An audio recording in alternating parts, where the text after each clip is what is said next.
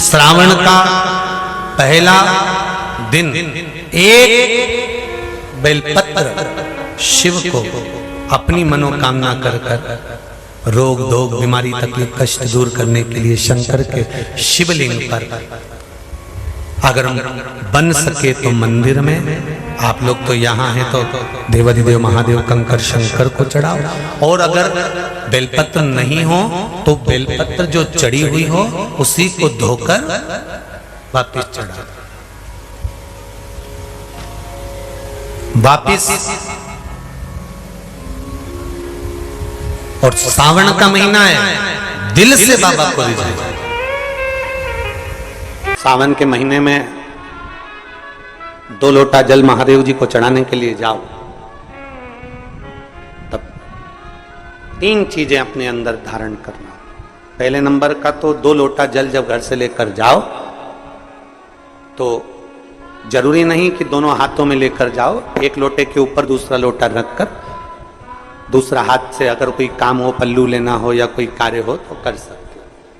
नहीं तो तुम 2 लोटा हाथ में रख लो और पल्लू डाल देना सिर पे, जरा सिर पे पल्लू। अब तुम्हारा लोटा हाथ में, बेचारा वो भेरू पल्लू रख, ठीक है, थोड़ा और खींचो ये बाजू का, तो पल्लू वो भेरू ने और खींचा है, ठीक है, ये पल्लू हमारा मुंडा में दे दो, अब ठीक है।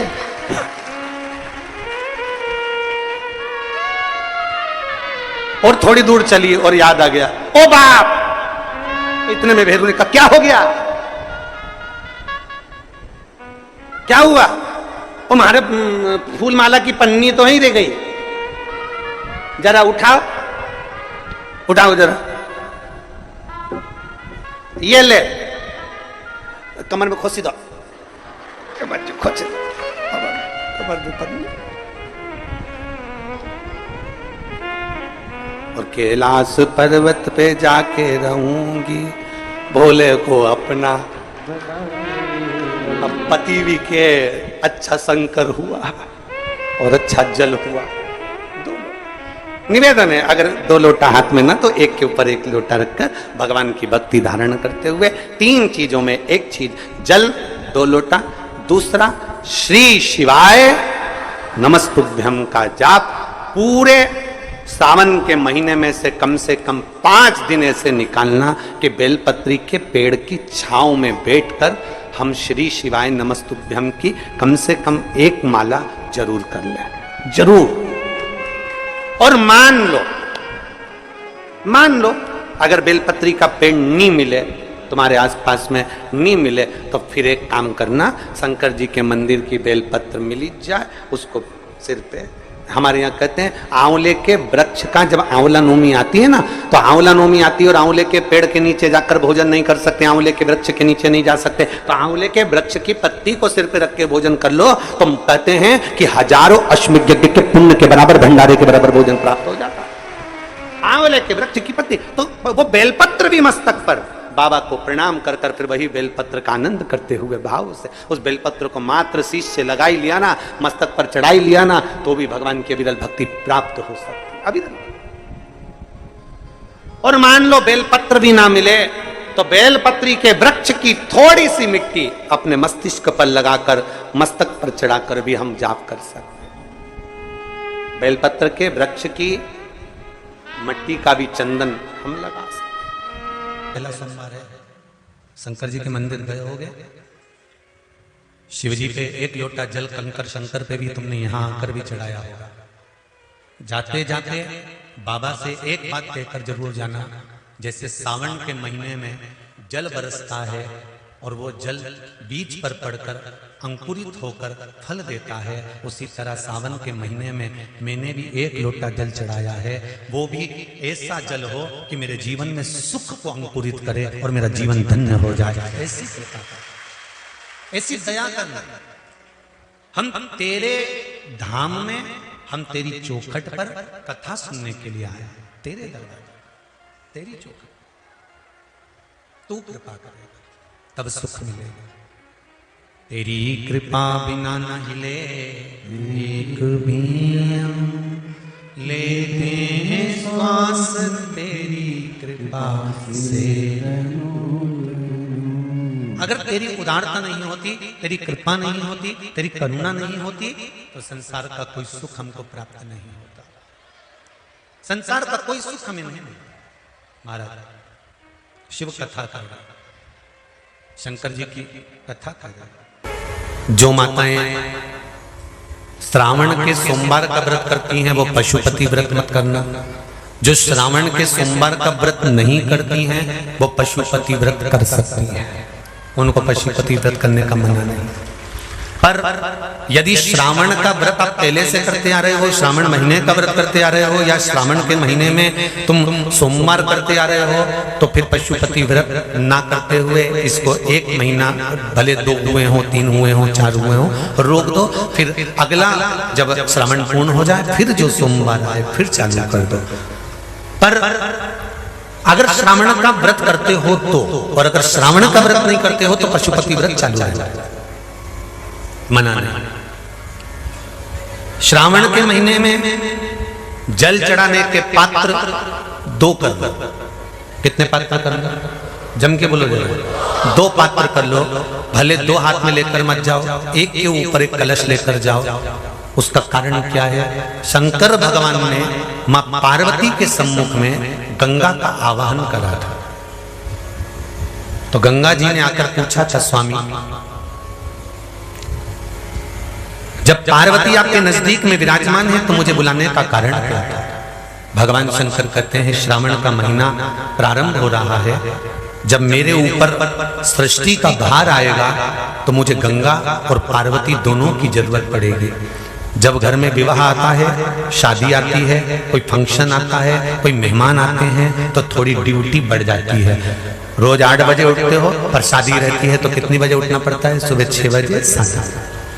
यहाँ पर भी आप रोज अपने घर पर उठते होगे 8 बजे तक, 7 बजे तक, पर यहाँ तो तुम जब सो रहे होगे तो सवेरे कब हो जाती है और रात कब हो जाती है तुम्हें नहीं मालूम पड़ता होगा कि कब रात हो गई कब सुबह हो गई।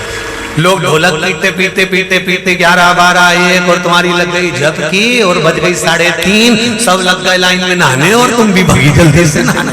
अब नहाने भी कहाँ जाएं? तो माता इतनी चतुर, होने का बरसती हो रही है जल की। भगवान भी सोच समझ के पानी गिराता था, 3 बजे से गिराना चालू करता था 6 बजे तक। उस बीच में भगवान को भी मालूम है मिश्रा जी कहाँ से नल आएगा, इसलिए उन्होंने चारों तरफ से पानी गिराया और नहाना के अंदर। बोलो सही है कि गलत है?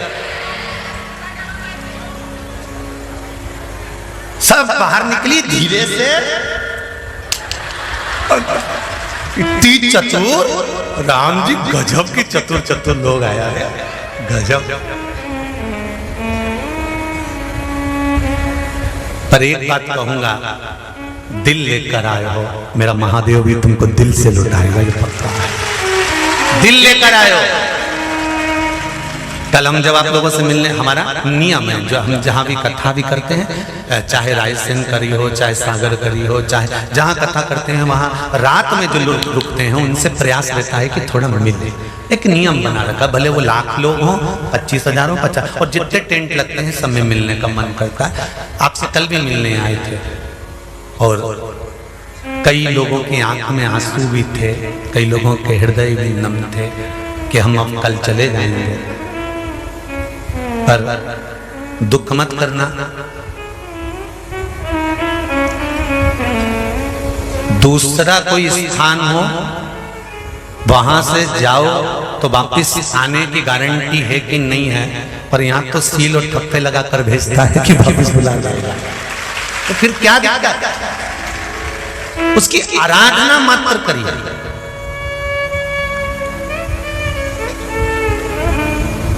खूब धनपति भी बैठे हैं, खूब, आप लोगों में कोई कमी नहीं है। किसी की यहाँ जमीन है तो किसी की गाड़ी है, तो किसी का बंगला है, किसी की सत्ता है, किसी का आनंद है, बहुत बैठे हैं। पर आप लोगों ने 7 दिन जो कथा, एक ये पटिया लगा हुआ है, तख्ता लगा हुआ है, और उस पर आराम से सोकर 7 दिन कथा का रस स्वादन जो करा है वो जिंदगी भर नहीं भूल पाओगे।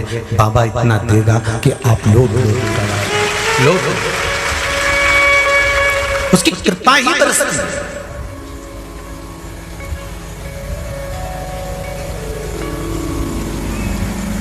कि कृपा बिना कुछ नहीं, तेरी कृपा बिना न हिले एक भी अणु, लेते श्वास तेरी कृपा से तनो तनो। बाबा की कृपा होती है तो आना होता है।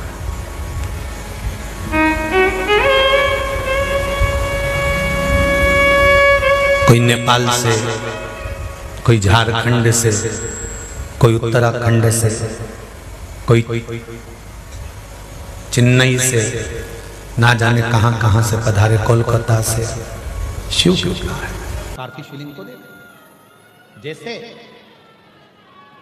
पार्थिव बनाने के 3 क्रम है। पार्थिव बनाने के 3 क्रम है। पार्थिव शिवलिंग का जो निर्माण करा जाता है उसके 3 क्रम है। रोग की मुक्ति के लिए अगर पार्थिव बनाया जाता है तो उस मिट्टी में थोड़ा सा जल और थोड़ी सी दुर्वा का पानी उस मिट्टी के अंदर डाला जाता है। अगर कोई बीमारी है, वो बीमारी नहीं जा रही, पार्थिव के 3 क्रम बने। अगर कोई बीमारी नहीं जा रही है तो आप पार्थिव शिवलिंग अगर बनाते हो, मिट्टी का शिवलिंग बनाकर पूजन करते हो, तो उसमें जल मिट्टी में और दुर्वा, दुर्वा बोलते हो कि दूब बोलते हो, जो गणेश जी को चढ़ती है दुर्वा, उसको पानी में डालकर उस पानी को मिट्टी में मिलाकर फिर पार्थिव बनाया जाता है रोग की मुक्ति के लिए। दूसरा, जिसको संतान नहीं होती, पुत्र की प्राप्ति नहीं है, संतान की प्राप्ति नहीं है, गोदी में औलाद नहीं है, कोई छोरा छोरी नहीं है, कोई बेटा बेटी नहीं है, संतान नहीं है, सालों हो गए, पार्थिव रोज बनाती है, तो उस मिट्टी में अगर थोड़ा सा आधी चम्मच, 1 चम्मच गाय का दूध मिलाकर फिर पार्थिव लिंग का निर्माण करे पानी के साथ मिलाकर, तो उसके घर में दूध पार्थिव में डलने से पूत जरूर आता है, निश्चित पूत की प्राप्ति। पार्थिव में मिट्टी के अंदर अगर आधी चम्मच भी गाय का दूध डाला, पानी डाला और पार्थिव शिवलिंग का निर्माण करा, जिसकी औलाद नहीं है, तो वो पार्थिव अगर बना रहा है, पार्थिव का निर्माण कर रहा है, उसका नियम है कि हर प्रदोष को, सोमवार को या सोमवार की अष्टमी को या कभी ना कभी उसका मन करता है तो पार्थिव लिंग का निर्माण करता है। अगर पूत नहीं है तो दूध का प्रयोग करे, तो दूध अगर पार्थिव में मिट्टी में डाला जाए, आधी चम्मच, 1 चम्मच और पानी के साथ मिलाकर जब पार्थिव शिवलिंग का पूजन करते हैं, उसको बनाकर पार्थिव बनाने के बाद जब उसका पूजन करते हैं, तो वो दूध हमारे घर में पूत जरूर देता है। पहले नंबर पर है दुर्वा का जल, रोग निवारण के लिए हो जाता है। पार्थिव में दूसरा वर्णन आया है दूध का डालना, वो संतान देता है। तीसरे नंबर पर पार्थिव अगर निर्माण कर रहे हो, कोई लक्ष्य है, मेरा यह काम है वो पूरा नहीं हो रहा, बहुत दिन से अटक रहा, बाबा पूरा करना है, तो पार्थिव में चंदन घिस के, चंदन को घिसकर उसका थोड़ा सा भाग पानी मिट्टी में डालकर फिर पार्थिव का निर्माण करा जाता है, पूजन करी जाती है, तो जो तुम्हारा लक्ष्य है उस लक्ष्य तक बाबा तुम्हें पहुंचा कर ही रहेगा। पार्थिव निर्माण के कुछ क्रम है।